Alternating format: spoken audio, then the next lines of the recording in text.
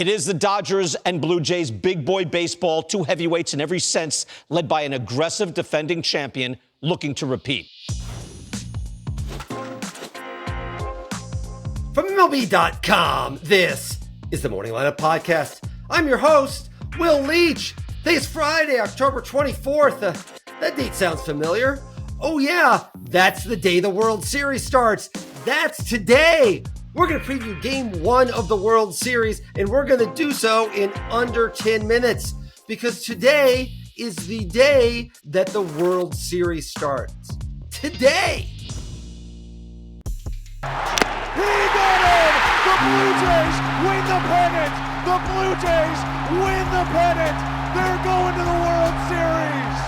It's so good, we must be dreaming! Before we talk about anything else involving Game 1 of the World Series between the defending champion Los Angeles Dodgers and the American League champion Toronto Blue Jays, we have to talk about Toronto. Remember when this happened? Now the 2-2. Well hit down the left field line. Way back in. Joe Carter with a 3-run homer. The winners and still world champions, the Toronto Blue Jays. So here's a wager. I bet a lot of people who were in attendance at that moment were not thinking, wow, we better appreciate this exact second because there won't be another World Series game here for another 32 years. At least I hope no one was thinking of that. There would be some oddly specific and disturbingly accurate prognostication. Jays fans have been waiting more than 3 decades to get to host a World Series game, and tonight, because they have the best record in the American League and a better record than the Dodgers, they get to do just that. That crowd is going to be jumping out of its collective skin. You know, I think there's a lot of firsts for a lot of these guys, myself included, staff included, so I want them to enjoy it. I'm going to take a few seconds to enjoy it. I'm sure they will. And then when you get into compete mode, hopefully it slows down a little bit. But it is going to be a pretty electric atmosphere here tomorrow. Do you realize how loud it's going to be inside that place at first pitch? You and I, people who follow this stuff so closely that we listen to a daily podcast about baseball, we know what kind of a ruckus Toronto fans can make. There's going to be a lot of casuals who haven't watched the Blue Jays game all year who are going to be blown away by the noise those fans are going to make tonight. My ears are already ringing. It's a huge advantage for the Jays, and it's one, if they're going to win this series, they very much need to hang on to. There are 3+ decades of pent-up excitement that will be released in Ontario tonight. The Blue Jays best squeeze them for all they are worth. It's not going to be easy. Have you seen the guy on the mound that the Jays have to face? And he rings him up. Blake Snell drops a big curve. A performance tonight from Blake Snell. And his 3 postseason starts as a member of the Los Angeles Dodgers to die for. Blake Snell is one of the best pitchers of the last 2 decades. We all know that, right? He has won 2 Cy Young Awards, one of only 22 pitchers in MLB history to do that. They just signed a huge contract this offseason based on how dominant he has been throughout his career. But he has never been better than he is right now. Snell has been unhittable this postseason, going 3-0 in his 3 playoff starts, throwing 21 innings, giving up just 6 hits and 2 runs, including none in his 2 most recent starts, and striking out 28 batters. Perhaps most impressive, in his last start, he didn't walk a single batter, which is something you rarely saw from Snell, even when he was winning those Cy Youngs.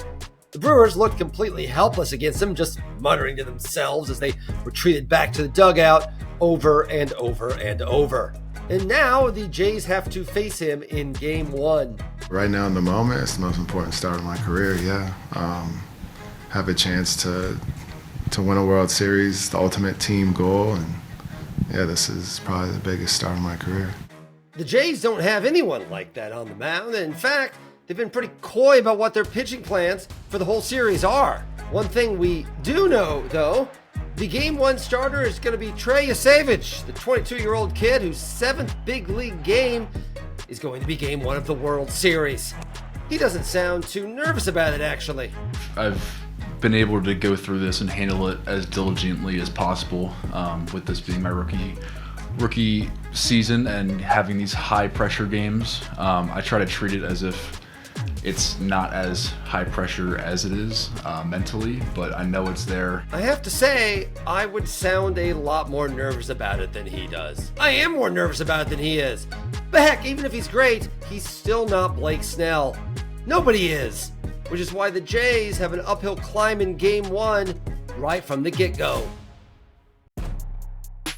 After the break, we have 5 important things to know about Game 1. There are actually more than 5 important things to know about Game 1, but I only have time for 5. Sorry.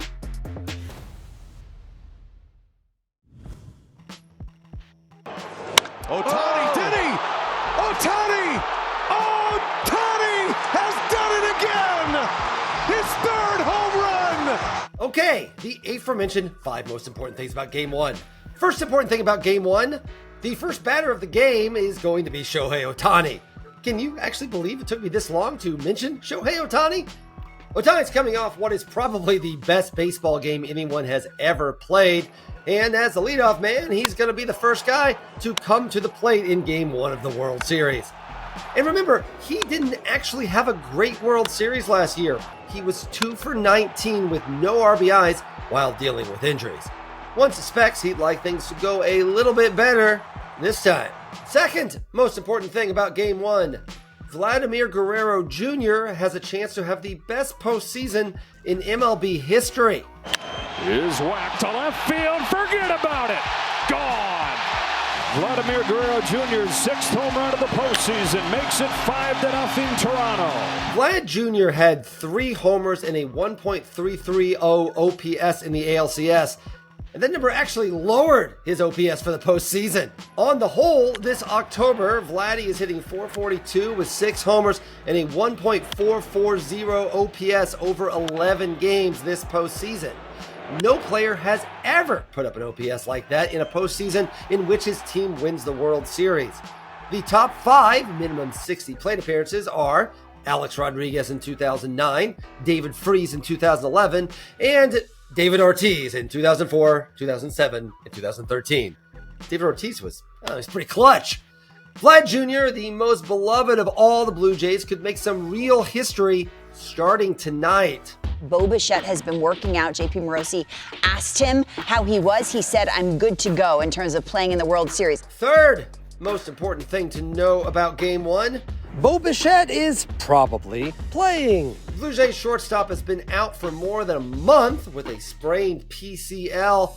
He was even taking ground balls at second base, a position he has not, in fact, ever played in Major League Baseball. Fourth most important thing to know about Game 1, it tends to decide who wins the World Series. The winner of Game 1 in the World Series has gone on to win it all in 76 of the prior 120 series, that's 63%, and 24 of the 30 World Series, that's 80%, in the wild card era since 1995. So yeah, make sure to pay attention tonight. It's kind of important. And the fifth important thing to know about Game 1, when it starts and where you can watch it. Fortunately, I got you. Do not worry, the game is televised. It's very televised. They have multiple camera angles and everything. They even have replays. They can slow them down. You can find the game on Fox at 8 p.m. Eastern Time, and make sure to get there in plenty of time. Remember, Shohei is the first batter. So, again, 8 p.m. Eastern Time, Fox, Dodgers at Blue Jays, World Series. Exciting.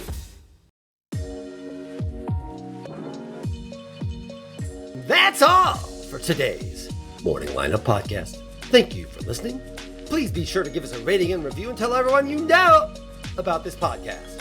Because the World Series is such a big deal, we're actually doing shows 7 days a week while the World Series is happening. So I, Will Leach, will be back with you tomorrow to recap Game 1. So I will see you then. I can't wait. I do hope you can wait though, because you kind of have to. The game hasn't happened yet. You have to wait for the game to happen. Happy Game 1, everyone!